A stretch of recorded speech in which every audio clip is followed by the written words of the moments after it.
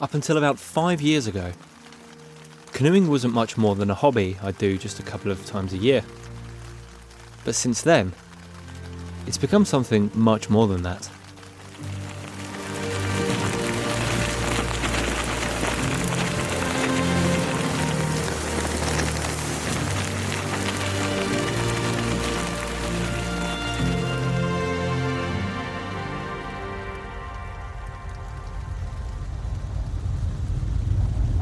A short while ago, I travelled up to Scotland to paddle a route that I'd wanted to paddle for some time. Large bodies of water to explore and stunning views of ancient, rugged mountains, all strewn together in a landscape that's steeped in history and folklore. I've been fortunate to have paddled in many parts of the country and in some incredible places around the world, but this part of the British Isles just keeps drawing me back.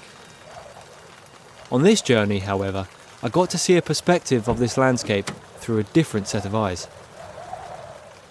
Joining me all the way from Montreal in Canada was good friend and long-distance canoe paddler, Martin Trahan. In 2015, Martin paddled 7,000 kilometres across Canada. In 2016, he paddled the length of the Yukon River from source to sea. And then, in 2018, Martin paddled almost 8,000 kilometres across the United States of America. So having paddled at least 15,000 kilometres, it's fair to say he knows a bit about paddling. But this, however, was his first time paddling in Scotland, a location that's vastly different to the wide open expanses of his home province, Quebec.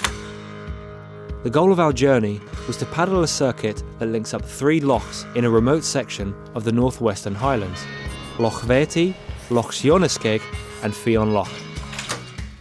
Everything was going to plan until Martin landed at Glasgow Airport. Unfortunately, most of his luggage didn't make the crossing. So putting our journey on hold for a few days, we dashed around Scotland to pick up any replacements that we could.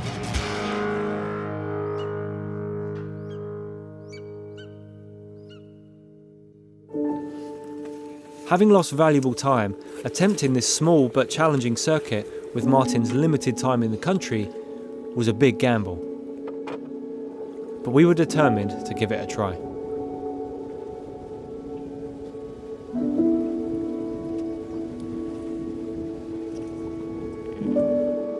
Martin and I both come from different parts of the world. We speak different first languages and we've had vastly different upbringings.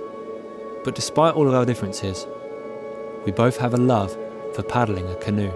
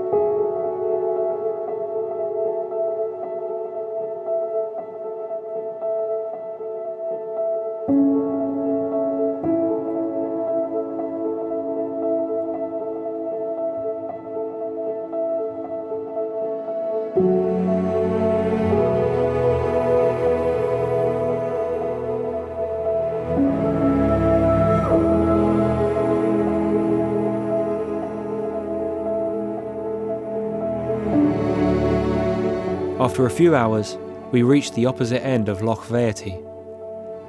In a large inlet, we found a spot that was ideal for our first camp. With the fiasco of Martin losing his kit, this location allowed us to make sure that we had everything. If something was missing or needed to be added, it wouldn't require too much effort to paddle back out and retrieve the things that we needed.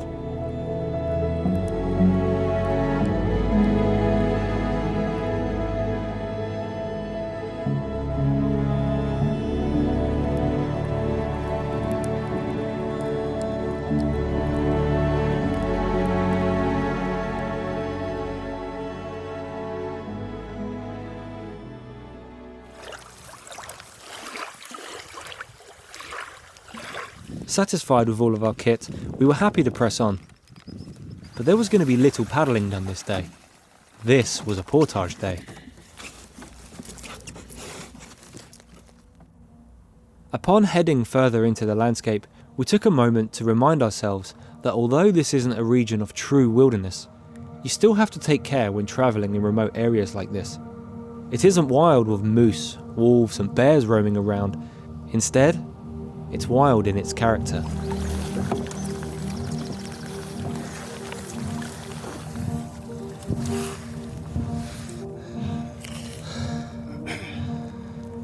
Ahead of us was a 4-kilometre portage from Loch to Loch Sionascaig.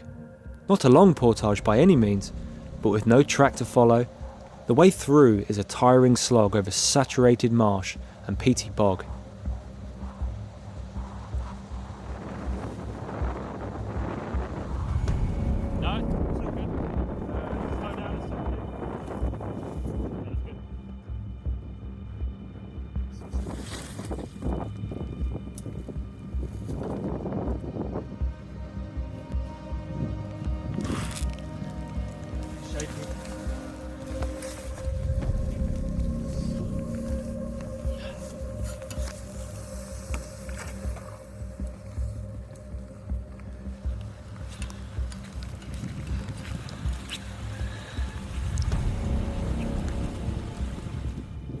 We sat for a short while by the remains of an old house. A family lived here during the late 1800s, but all that remains now are the moss-covered rocks that once wove tightly together to keep them sheltered from the elements. I've always been fascinated by the people that once lived in these locations. Although they may have been cattle or sheep farmers, a deep connection with nature and an understanding of the landscape would have been essential for survival.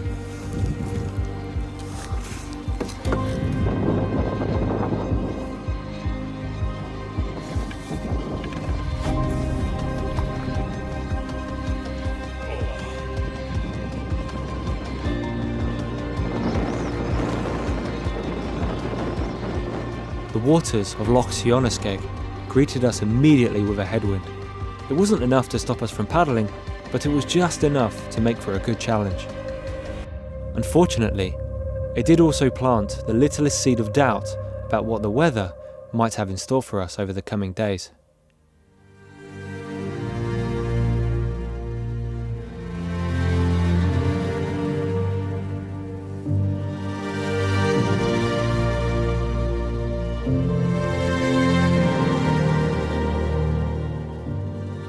Loch Sionascaig is a vast, irregularly shaped loch that's noted for its spectacular mountain views and its quaint cluster of shrub-covered islands. The ever-changing conditions of this region are what make it one of the most thrilling and exciting places in the British Isles to paddle. No two journeys here will be the same.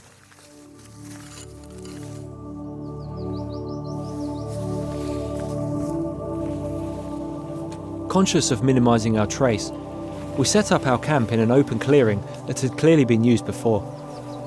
Tents are great, but they're not ideal for extended living periods, so we put up a tarp to provide shelter, under which we could organise our gear and prepare our food.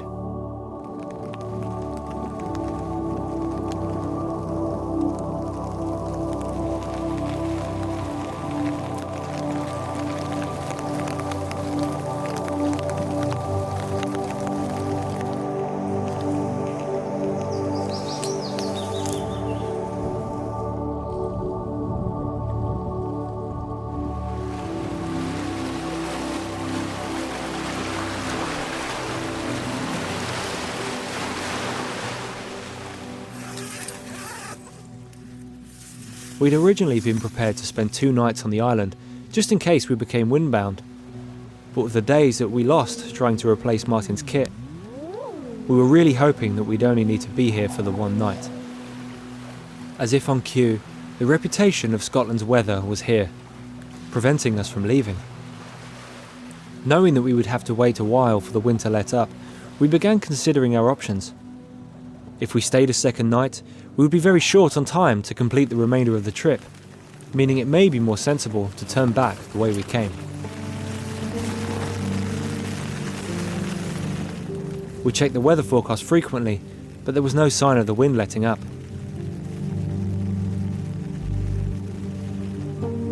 Leaving the island in these conditions would be a very risky thing to do, and with the light fading away, we had no option but to stay for a second night.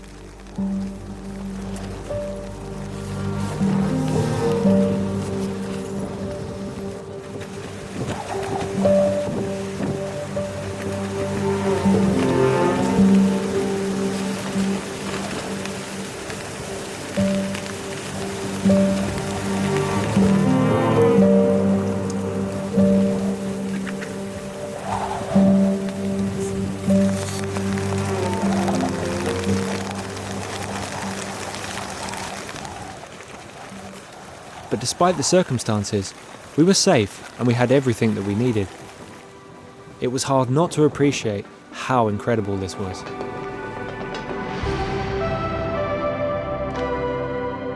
Our modern lives can sometimes make us too methodical and analytical, but the flow of nature doesn't work like that. The wind and the water are ever changing and do not conform to the plans that we make. Canoeing teaches you to let go and be more present in the moment. As for the circuit, we just have to see what the morning brings.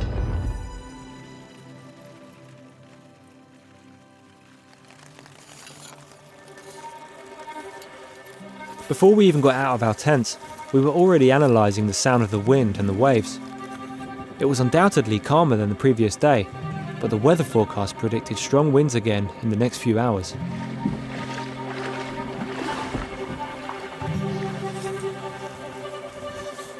So breakfast was put on hold. It was time to leave. After a lot of discussion and contemplation, we decided we weren't going to turn back. We were going to point the bow into the wind and finish what we'd started.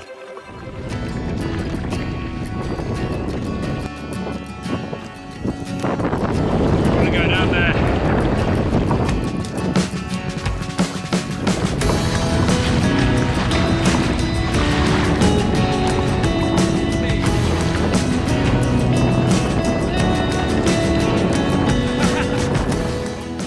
As we moved across Loch Sionascaig, it was interesting to observe the different approaches we both had to various elements of paddling. In this situation, I was slightly apprehensive about the conditions, whereas for Martin, this was just another day on the water. Lovely.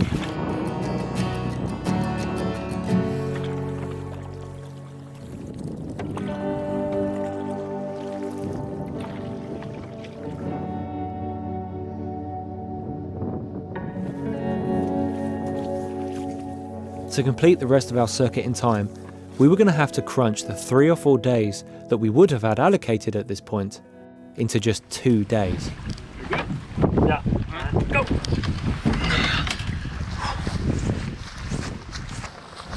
I can't wait to get on the road. Mind your step. Canoeing trips are all about returning to the basics, stripping away the things you don't need and taking only essentials.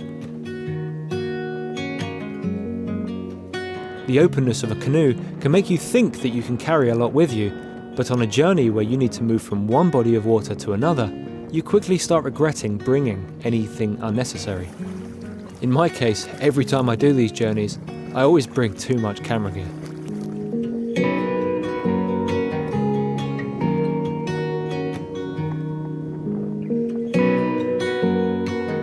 In the British Isles, we don't have the lake and the river systems that Canada has. On longer canoeing journeys, we have to get creative with the options that we have, which, in some cases, might mean spending more time carrying a canoe than actually paddling it. Regardless, the canoe has still been our purpose for being here. Away from the modern world, it doesn't take long for you to become grounded in the moment. Your mind begins to slow down, and you stop worrying about things that you need not worry about.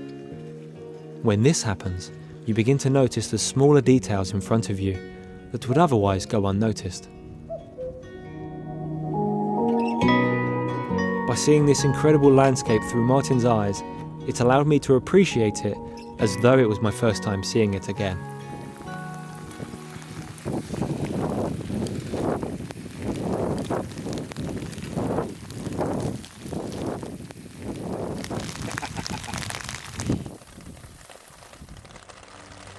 With the rain moving in and the hour getting late, we retreated to our tents, listening to the rain whilst anxiously thinking about the long and final day ahead of us. We'd managed to cover a lot of distance, but we still had a lot more to do.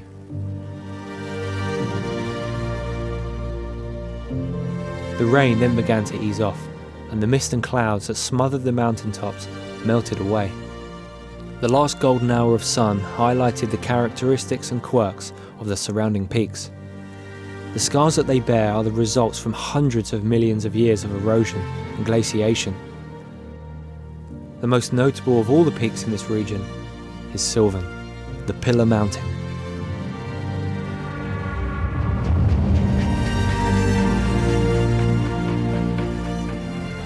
Although it's not high enough to classify as a Scottish Munro, its towering elevation over this landscape has made it into one of Scotland's most iconic mountains.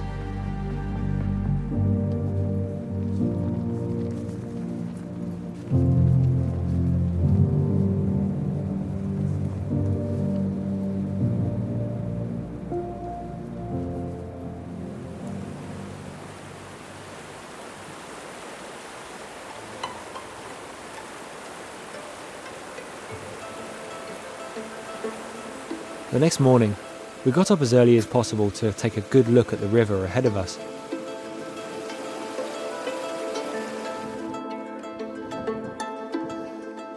Because of a series of waterfalls further up and an oncoming current, it wasn't going to be possible for us to paddle up it. Okay, hold it. Instead, we loaded up the canoe and began lining it up the bank.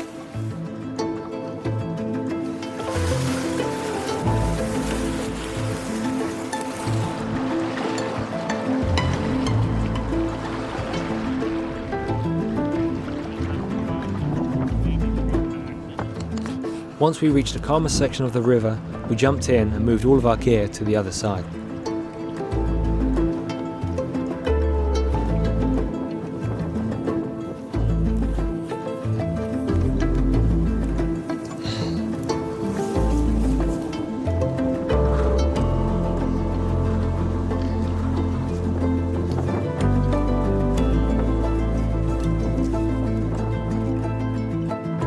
As we eventually moved out onto Loch, the wind quickly settled and the landscape opened up, revealing the mighty silhouette of Sylvan in its entirety.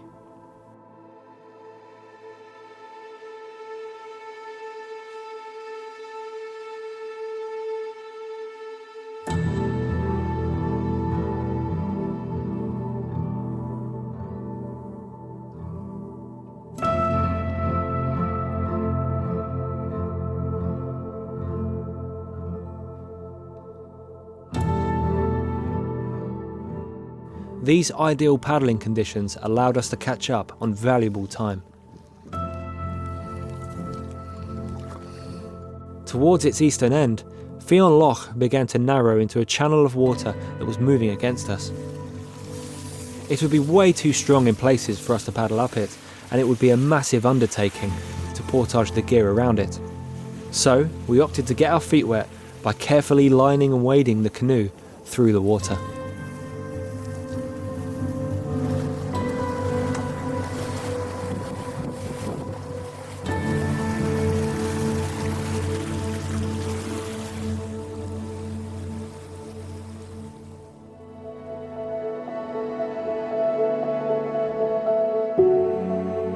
And then, finally, we moved back onto Loch Vearty. All that remained now was getting back to the starting point. The end was basically in sight, but the calm and tranquil waters of Loch were immediately polarised by the unsteady rising waves of Vearty. The biggest concern were the vicious gusts of wind that came charging up the loch.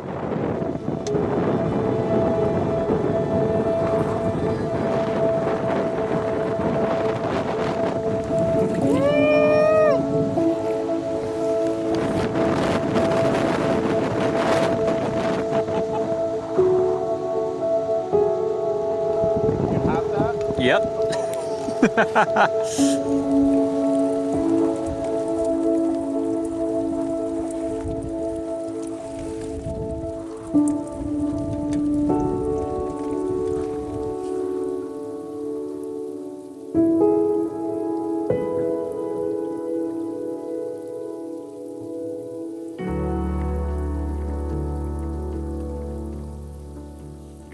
Thankfully, our patience with the elements and our determination to complete the journey had paid off. Even if we had needed to turn back earlier in the trip, it wouldn't have mattered. It was being out here that was important.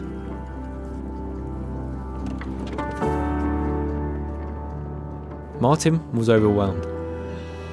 His first visit to Scotland was way beyond what he had hoped it would be.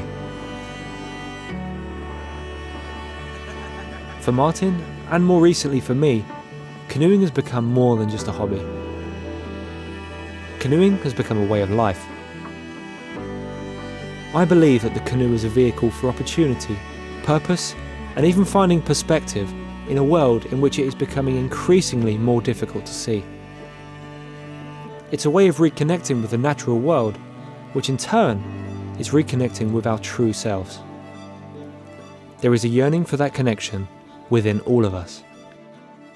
And it's important that you find a lane to bridge that connection.